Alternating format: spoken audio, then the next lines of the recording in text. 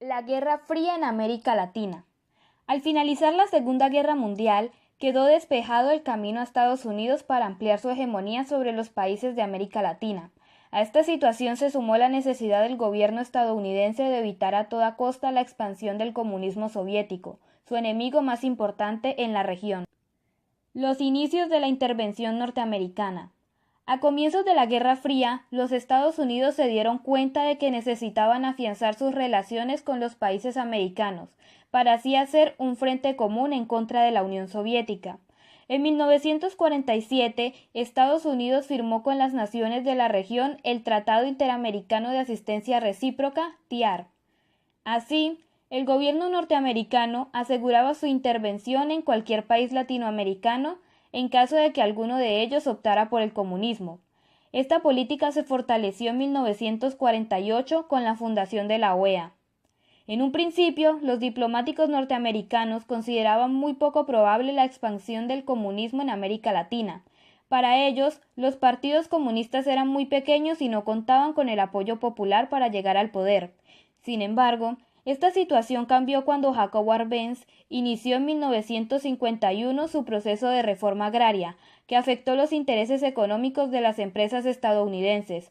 Un año después, en 1952, el Consejo de Seguridad norteamericano elabora su documento NSC 141, en el que se expresa sus temores frente al crecimiento de la actividad comunista en América Latina y su cercanía con ciertos gobiernos. Además, recomienda al presidente tomar todo tipo de medidas para evitar la expansión del comunismo.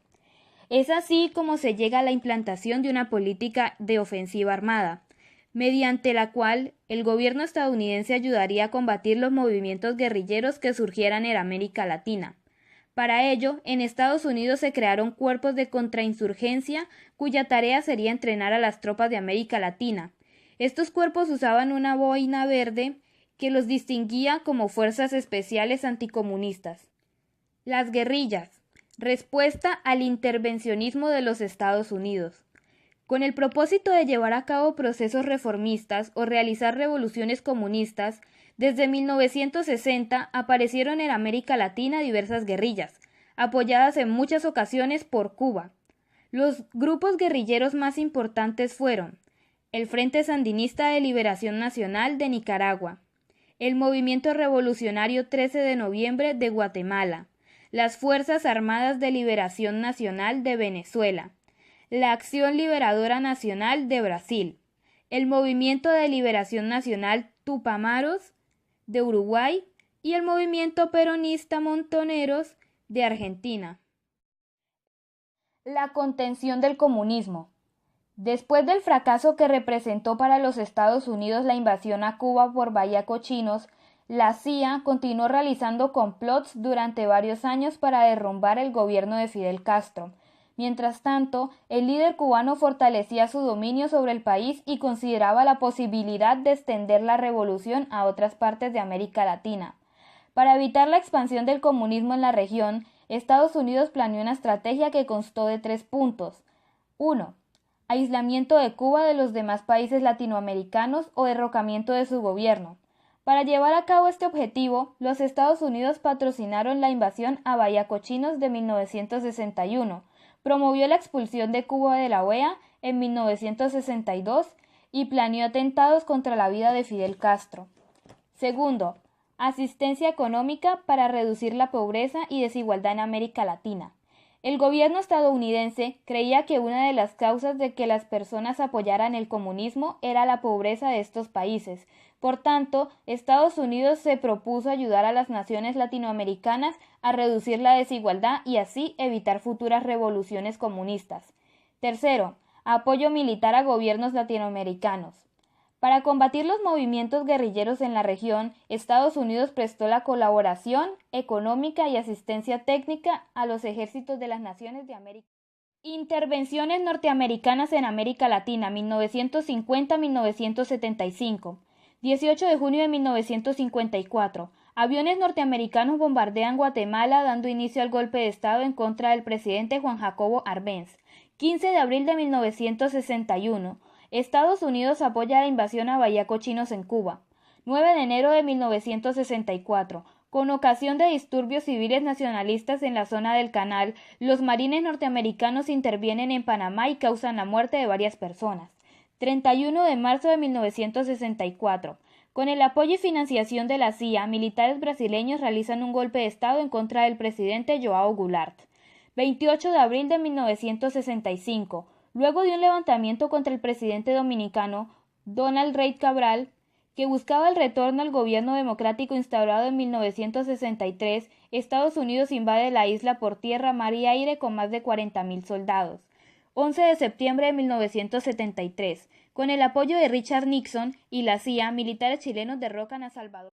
Las dictaduras militares.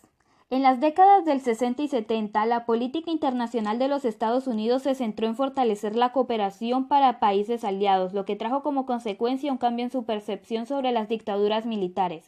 Estas debían eliminar cualquier movimiento de izquierda que buscara la transformación del modelo económico, político y social.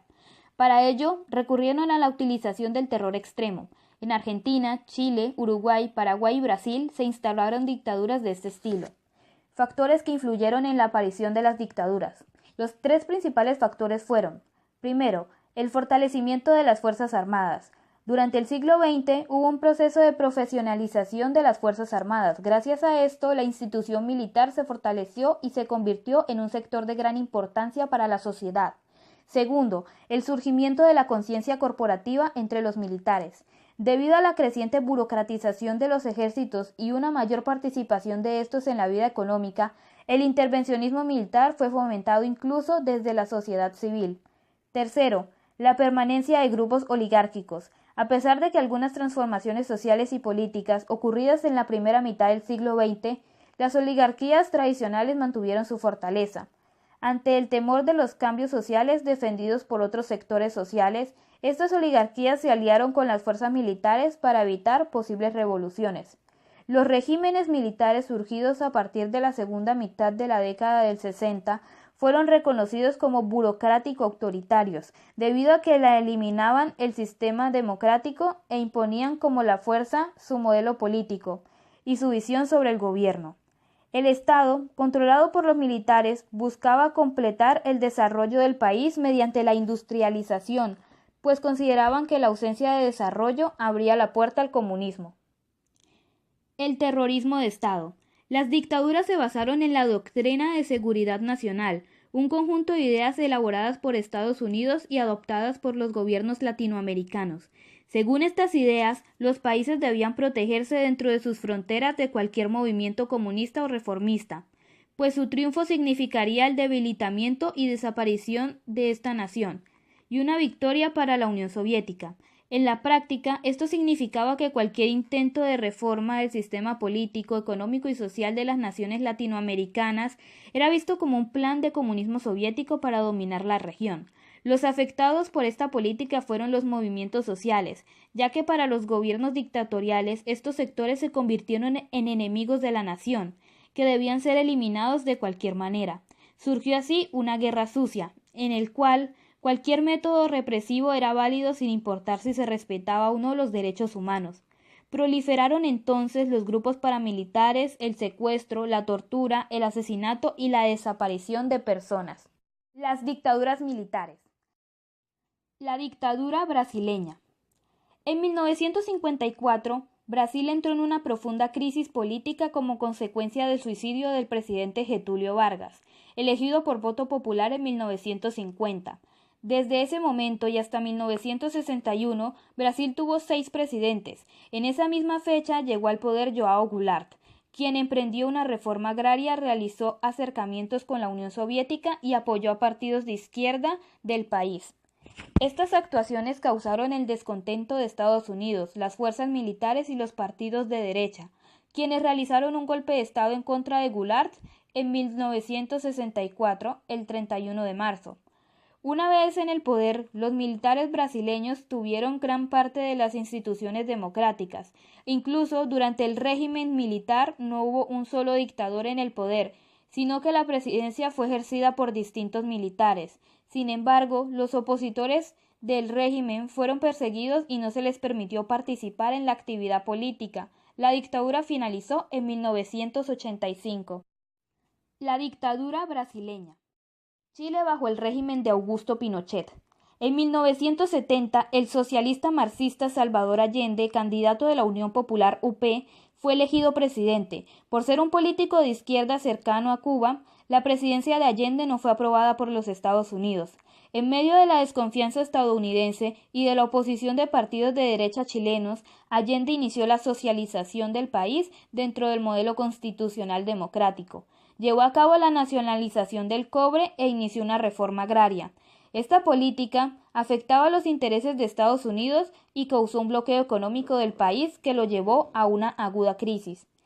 Ante el descontento de los partidos de derecha y de los militares, el 11 de septiembre de 1973 se produjo un golpe de Estado dirigido por el general Augusto Pinochet. Durante los violentos hechos, Allende se suicidó. Una vez implantada la dictadura, Pinochet comenzó una sangrienta persecución en contra de los partidos de izquierda. Muchos jóvenes obreros y opositores del régimen dictatorial fueron torturados o, en el peor de los casos, desaparecidos. Chile bajo el régimen de Augusto. El caso de Argentina. Después de unos años de exilio, en 1973, Juan Domingo Perón fue elegido presidente nuevamente. Para muchos él significaba la solución a la profunda crisis política del país. Sin embargo, un año después, Perón murió y su esposa María Estela Martínez fue nombrada presidenta. Durante los 2 años de gobierno, la lucha guerrillera encabezada por los montoneros y los atentados llevados a cabo por grupos de extrema derecha como la AAA profundizaron aún más la crisis política. En marzo de 1976, con el propósito de frenar la crisis y evitar la llegada al poder de algún partido izquierdista, el general Jorge Rafael Videla encabezó un golpe de Estado e instituyó una junta militar, que contó con el apoyo de Estados Unidos y de la CIA. El nuevo gobierno detuvo, torturó y desapareció a cientos de opositores. La dictadura finalizó en 1982 a causa del desprestigio obtenido por la junta militar, luego de la derrota de Argentina en la Guerra de las Malvinas.